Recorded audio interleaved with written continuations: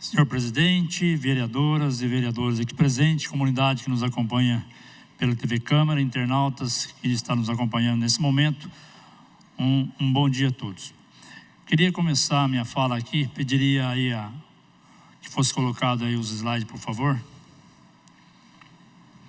Esse slide aí foi uma reunião que eu estive no último dia 9 de fevereiro, lá em São José dos Campos, sobre a crise hídrica aqui na nossa região do Vale do Paraíba e no estado de São Paulo. Então, essa reunião foi bastante proveitosa, estiveram vários vereadores presentes,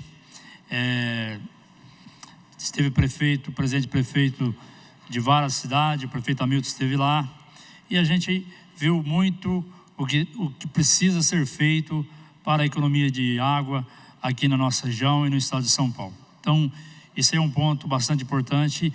A gente, cada dia que passa, temos que precisamos economizar água, precisamos estar atentos a essa questão da economia de água devido à falta de água na nossa região. Eu gostaria que fosse colocado o vídeo agora, para depois eu comentar um pouquinho sobre o assunto.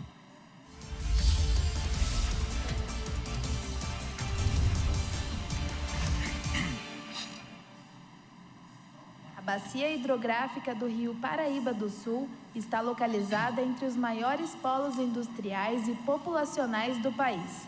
Ela é responsável pelo abastecimento dos reservatórios de Paraibuna, Santa Branca, Jaguari e Funil. Por conta da maior seca dos últimos 84 anos, os reservatórios da bacia do Rio atingiram os mais baixos índices de sua história. O problema cresce cada vez mais, sendo alvo de muitas discussões. Walker Ferraz, membro do Comitê das Águas de Jacareí, afirma que, apesar do tema receber cada vez mais destaque, este é um problema bastante antigo. Essa situação já não é a ideal desde a última crise de 2011, 2001 para 2002, que teve a primeira crise hídrica, que teve a época do apagão, aquela coisa toda. Desde aquela época, esses volumes já não são normais, eles já estão caindo, eles já estão abaixando, eles já estão se movimentando.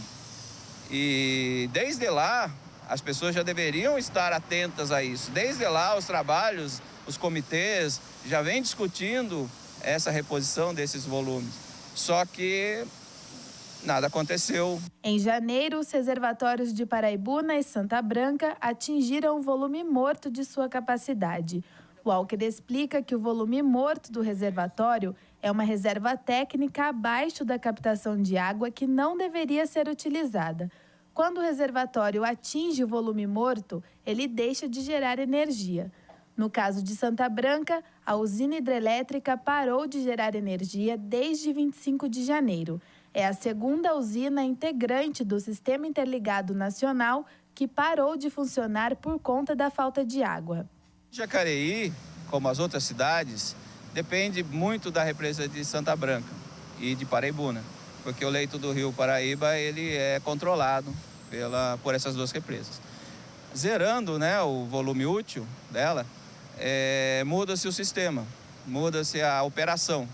E aí talvez haja uma redução do leito, uma redução da vazão do nosso Rio Paraíba.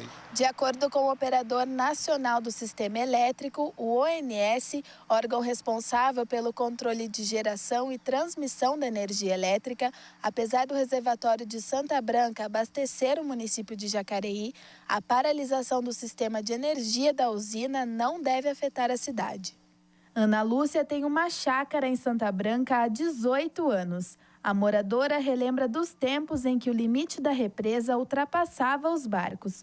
Hoje, o cenário é este. Os barcos ficam espalhados à beira do local. Ficava todo preso aqui em cima, assim, com correntes. Então, você chegava aqui e jogava o barco aqui de cima mesmo. Então, tá bem baixo mesmo. Chegar e ver essa situação é de dar medo. É de dar medo. E o povo não está se conscientizando, né? As pessoas, acho que só vindo aqui para ver a situação que está mesmo. Dá dó de ver. Triste. E com as chuvas da primeira semana de fevereiro, a média dos reservatórios do Rio tiveram um leve aumento, mas ainda assim está muito longe do ideal. É interessante que as pessoas começaram a acompanhar o volume das represas como se fosse um saldo bancário, né? Assim como todos os índices que a gente está acostumado a acompanhar, o dólar, a inflação e outras coisas, a gente começou a acompanhar agora o volume das represas. Isso é uma mudança de hábito e seria até muito bom isso, né? Que todos começassem a acompanhar, começassem a participar mais da nossa gestão, da gestão dos nossos recursos hídricos, né?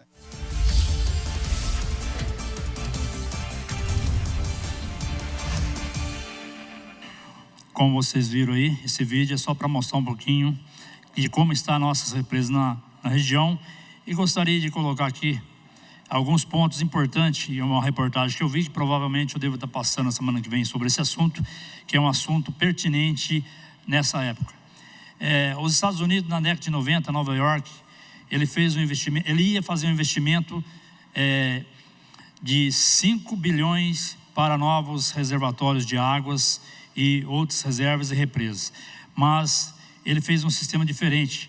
Ao invés de ele gastar todo esse dinheiro, 5 milhões de dólares na época, ele simplesmente gastou 500 milhões para vídeos educativos nas escolas, conscientizando também a população à preservação da natureza, conscientizando a população na preservação da água e evitando desperdício.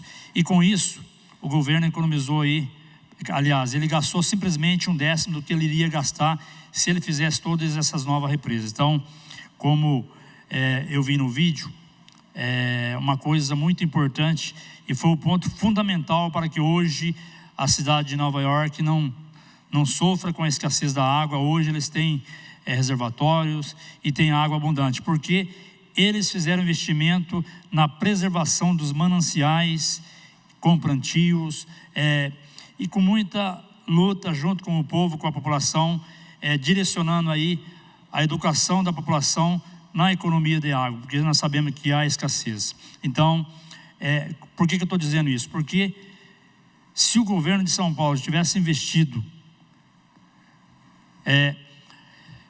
nesse ponto fundamental, que seria os mananciais, tratamento do rio Tietê, tratamento de vários pontos da cidade e também evitando o desperdício com os vazamentos na canalização, com certeza hoje estaríamos melhor suprido, não necessitando tanto dessa água. Um outro dado importante: 2014 houve uma perda na cidade de São Paulo de 26 bilhões de litros de água com vazamento nas canalização das redes que fazem que fazem a canalização levando até as casas. Essa água daria para abastecer 1.400.000 famílias com 4 pessoas durante um mês. Então nós vemos aí que, infelizmente, o governo não investiu. Um outro dado importante: o governo vai gastar, isso se as obras não atrasarem, 900 milhões para fazer a transposição aí, para levar água da nossa região para São Paulo. Com certeza vai gastar mais. Por que o governo, faça a pergunta aqui para nós e para você, morador, por que o governo não fez esse investimento na perda de água que nós temos hoje dentro da grande São Paulo, que é um absurdo, como eu disse aqui. E essa perda, ela chega a mais ou menos mais de 30%, de 30% a 38% da água potável que tem no estado de São Paulo. Então, infelizmente, é uma questão de planejamento do nosso governo, que nada fez para esse ponto importante, ao qual nós vemos aí muitas pessoas passando necessidade de água no estado de São Paulo.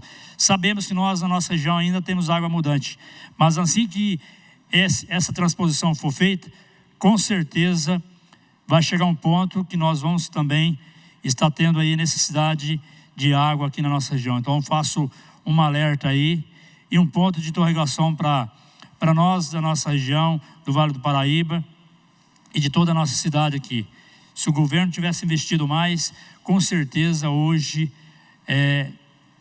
teríamos sim falta de água com a seca, mas provavelmente a escassez seria menos.